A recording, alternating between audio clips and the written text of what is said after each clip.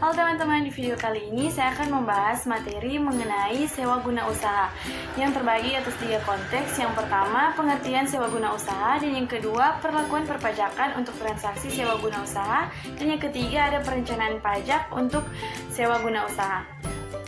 Nah, sekarang kita masuk pada konteks yang pertama, yaitu pengertian sewa guna usaha.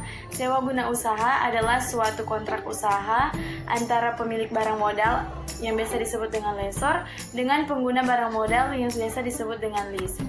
Sewa guna usaha sendiri ini dibedakan menjadi 2. Yang pertama, sewa guna usaha dengan hak opsi, dan yang kedua adalah sewa guna usaha tanpa hak opsi. Untuk sewa guna usaha hak opsi ini, di mana penyewa pada akhir masa kontrak mempunyai hak opsi untuk membeli objek sewa guna berdasarkan nilai sisa yang disepakati.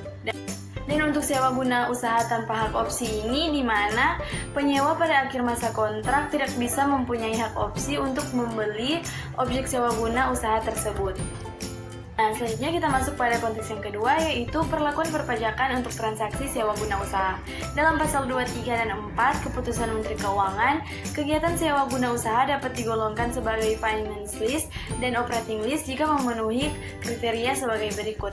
Nah, yang pertama itu jumlah pembayaran sewa guna usaha selama masa sewa guna usaha pertama ditambah dengan nilai sisa barang modal yang harus dapat menutupi harga perolehan barang modal dengan ketentuan lessor. Dan yang kedua, masa sewa guna usaha ditentukan sekurang-kurangnya 2 tahun untuk barang modal golongan 1, 3 tahun untuk barang modal golongan 2 dan 3, dan 7 tahun untuk golongan bangunan.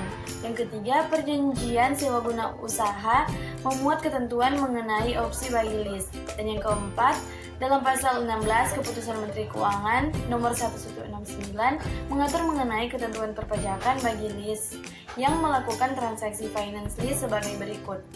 Di mana yang pertama, lease tidak boleh melakukan penyusutan atas barang modal yang disalahgunakan sampai saat lease membeli barang modal tersebut. Yang kedua, setelah lease menggunakan hak opsinya membeli barang modal yang disalahgunakan, lease boleh melakukan penyusutan dengan dasar yaitu harga opsi barang modal yang bersangkutan. Dan yang ketiga, dalam hal masa sewa guna usaha lebih pendek dari masa yang ditentukan, Dirjen Pajak melakukan koreksi atas pembebanan biaya sewa guna usaha tersebut dan memperlakukannya sebagai operating lease. Dan yang terakhir, lease tidak memotong pajak penghasilan pasal 23 atas pembayaran sewa guna usaha. Nah, selanjutnya ada penjualan dan penyewaan kembali. Hal-hal yang berkaitan dengan penjualan dan penyewaan kembali ini, yang pertama, untuk penjualan penyewaan kembali tanpa hak opsi, pertambahan nilai PPN, masukan yang telah dikreditkan oleh lease harus dibayar kembali. Yang kedua, atas penyewaan kembali barang modal tersebut, lessor harus memungut pajak pertambahan nilai. Dan yang ketiga, pengalihan tanah dan sewa bangunan usaha. Selanjutnya, akuntansi untuk sewa guna usaha dengan hak opsi. Yang pertama, pembayaran jaminan atau security deposit dibukukan sebagai piutang kepada lessor. Dan yang kedua, nilai tunai atau present value dari seluruh pembayaran sewa guna usaha dan nilai sisa dibukukan sebagai aset tetap dan kewajiban sebagai guna usaha. Yang ketiga, tingkat diskonto yang digunakan untuk menghitung nilai tunai adalah tingkat bunga yang dibebankan oleh lessor atau tingkat bunga yang berlaku pada awal sewa guna usaha. Yang keempat, pembayaran sewa guna usaha yang dilakukan selama jangka waktu kontrak dialokasikan dan dibukukan sebagai angsuran pokok dari beban bunga. Dan kelima, aset tetap sewa guna usaha yang dikapitalisasi selanjutnya diamortisasi selama taksiran umur ekonomisnya dengan menggunakan metode yang sama untuk aset sejenis. Selanjutnya, perlakuan standar akuntansi terhadap sewa guna usaha. Berdasarkan PSAK nomor 30 tentang standar akuntansi sewa guna usaha, dalam menentukan jenis guna usaha, pertimbangan utama yang digunakan adalah asas makna ekonomi. Suatu transaksi sewa guna usaha akan dikelompokkan sebagai sewa guna usaha dengan hak opsi jika memenuhi syarat-syarat sebagai berikut. Yang pertama, lease memiliki hak opsi untuk membeli aset yang disewa gunakan. Masa sewa guna usaha dengan harga yang telah disetujui bersama pada saat dimulai perjanjian sewa guna usaha. Yang kedua, seluruh pembayaran berkala yang dilakukan oleh lease ditambah dengan nilai sisa mencakup pengembalian harga perolehan barang serta bunganya sebagai keuntungan lessor atau full payout lease. Yang ketiga, Masa sewa guna usaha minimum 2 tahun. Apabila salah satu syarat tidak terpenuhi, transaksi tersebut dikelompokkan sebagai sewa menyewa atau bisa disebut dengan sewa guna usaha tanpa hak opsi. Selanjutnya kita masuk pada konteks yang ketiga, yaitu perencanaan pajak untuk sewa guna usaha. Perencanaan pajak dapat digunakan untuk aset tetap yang baru atau usaha yang akan dibeli maupun aset tetap yang telah dimiliki.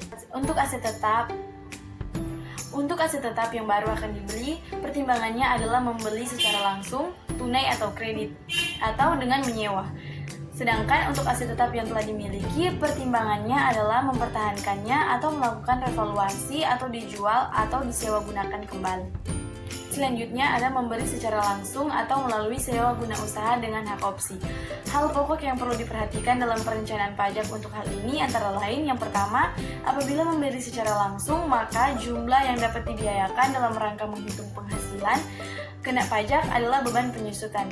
Dan yang kedua, besarnya beban penyusutan antara lain ditentukan oleh metode penyusutan dan umur ekonomis yang telah ditetapkan oleh peraturan perpajakan. Selanjutnya ada penjualan dan penyewaan kembali. Pada saat penjualan dari lease kepada lessor, lease dikenakan PPh 5% dari nilai jual atau nilai jual objek pajak yang digunakan untuk menghitung PBB jika nilai jual lebih rendah dari nilai jual objek pajak. Saat lessor menjual kepada lease, pengembalian opsi, lessor dikenakan PPh 5% dari nilai opsi.